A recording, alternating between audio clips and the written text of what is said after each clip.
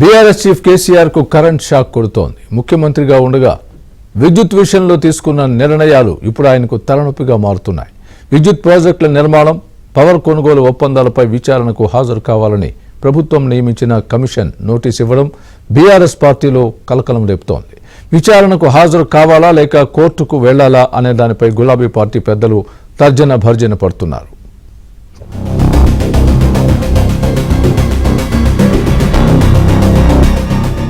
BRS అధినేత కేసీఆర్ చుట్టూ ముళ్ల కంచె బిగుసుకుంటోంది. ప్రస్తుతం ఆయన రాజకీయ పరిస్థితి ముందు నుయ్యి వెనక గొయ్యిలా తయారైంది. ఒకవైపు పార్టీ రోజు రోజుకు బలహీనపడుతుంటే మరోవైపు కేసులు ఆయన్ను చుట్టుముడుతున్నాయి.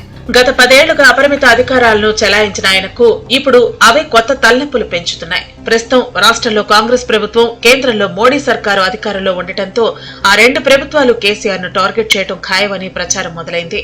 బీఆర్ఎస్ భయపడుతున్నట్టే ఆనాడు అధికారంలో ఉండగా కేసీఆర్ తీసుకున్న నిర్ణయాలు ఆయన మెడకు చుట్టుకుంటున్నాయి. సాగునీటి ప్రాజెక్టుల నిర్మాణం దగ్గర నుంచి ఫోన్ ట్యాపింగ్, విద్యుత్ కొనుగోలు ఒప్పందాలు, చేపపిల్లల పంపిణీ, హరితహారంలో అవినీతి కేసీఆర్ మెడకు చుట్టుకునే పరిస్థితులు అధికంగా కనిపిస్తున్నాయి. సీబీఐ, ఈడీ కేసులతో కేసీఆర్ కుమార్తె ఎమ్మెల్సీ కల్వకుంట్ల కవిత గత 2 నెలలుగా తీహార్ జైల్లో ఉన్నారు. ఇప్పటి వరకు ఆయన కనీసం పరామర్శకు కూడా వెళ్లలేని పరిస్థితుల్లో ఇరుక్కుపోయారు. కేటీఆర్, హరీష్ రావు బెయిల్ కోసం శతవిధాల ప్రయత్నం చేస్తున్నా కోర్టులో నిరాశ ఎదురవుతోంది.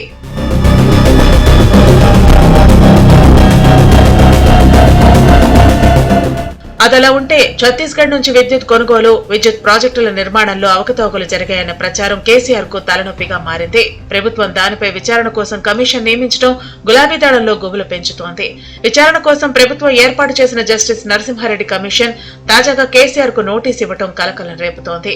2 ప్రభుత్వాల మధ్య ఒప్పందం జరిగినప్పుడు కేంద్రం పెద్దగా వ్యవహరించాలి. కానీ కేంద్రంతో సంబంధం లేకుండానే 2 రాష్ట్రాల మధ్య ఒప్పందాలు జరిగాయి. కోట్లు ఖర్చు చేసి విద్యుత్ కొనుగోలు చేశారు. దీంట్లో నష్టాన్ని తేల్చడానికి విచారణ జరుగుతోంది.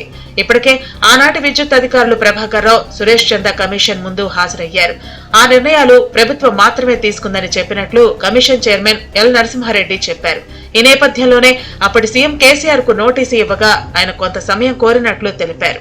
ఈ 3 విషయాల్లో ఛత్తీస్గఢ్ నుంచి పవర్ పర్చేజ్ అగ్రిమెంట్ ఒకటి, రెండవదేమో భద్రాద్రి థర్మల్ పవర్ స్టేషన్, మూడవది యాదాద్రి థర్మల్ పవర్ స్టేషన్. ఈ 3 కూడా టెండర్ ప్రక్రియ లేకుండా ఒక డైరెక్ట్ నెగోషియేషన్ ద్వారా ఇచ్చినాయి. మొదటిదేమో ఛత్తీస్గఢ్ అక్కడ పవర్ ఏజెన్సీకి, రెండేదేమో ఈ నిర్మాణానికి BHEL కాంట్రాక్ట్ ఇవ్వడం. అయితే అందరికి లెటర్ రాసి దాదాపు 25 మందిని ఐడెంటిఫై చేసినాము. ఈ ప్రక్రియలో నిర్ణయం తీసుకున్న అధికారులు కానీ లేకుంటే అనధికారులు కానీ వాళ్ళందరికీ అందరూ కూడా వారు జవాబులు ఇచ్చినారు. ఒక మాజీ ముఖ్యమంత్రి చంద్రశేఖరరావు గారు జూలై ఎండింగ్ వరకు టైం అడిగినారు. అయితే మేము వాళ్లకు లెటర్ రాస్తూ మ్యాక్సిమం జూన్ 15 వరకు ఇవ్వండి, మాకు టైం లిమిటెడ్గా ఉందని ఇంకొక అధికారి కూడా రావాలి. ఇవే కాకుండా మరికొన్ని విషయాల్లో కూడా కేసీఆర్ కు నోటీసుల పర్వం కొనసాగే అవకాశాలు కనిపిస్తున్నాయి. ప్రధానంగా 3 అంశాల్లో ఆయన విచారణకు పిలవనున్నారని తెలిసింది. కాళేశ్వరం ప్రాజెక్టులోని మేడిగడ్డ నిర్మాణ లోపాలపై ఆయనకు జస్టిస్ పినాకిని చంద్రఘోష్ కమిషన్ నోటీసులు ఇచ్చి విచారణ చేసే అవకాశం ఉందని తెలుస్తోంది. ముందుగా అధికారులు, ఇతరులను విచారణకు పిలిచి ఆ తర్వాతే కాళేశ్వరం నిర్మాణంలో కీలకంగా వ్యవహరించిన కేసీఆర్ కు నోటీసు ఇవ్వచ్చని తెలుస్తోంది. మరోవైపు ఫోన్ ట్యాపింగ్ వ్యవహారం ఇప్పటికే రాష్ట్రంలో సంచలనంగా మారింది.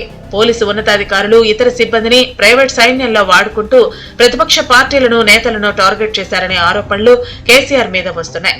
ఇప్పటికే అరెస్టే జైల్లో ఉన్న రాధాకిషన్ రావు, ప్రవీణ్ రావు, భుజంగరావు, తిరుపతన్న విచారణ సందర్భంగా కేసీఆర్ ఆదేశాల మేరకే పనిచేసినట్లు వాంగ్మూలం ఇచ్చారనే ప్రచారం నడుస్తోంది. దీనిపై కూడా కేసీఆర్ విచారణ ఎదుర్కోక తప్పదనే వాదన వినిపిస్తోంది. ఈ కేసుల విషయంలో కేసీఆర్ కు ఇబ్బందులు తలెత్తే అవకాశాలు ఉన్నాయి.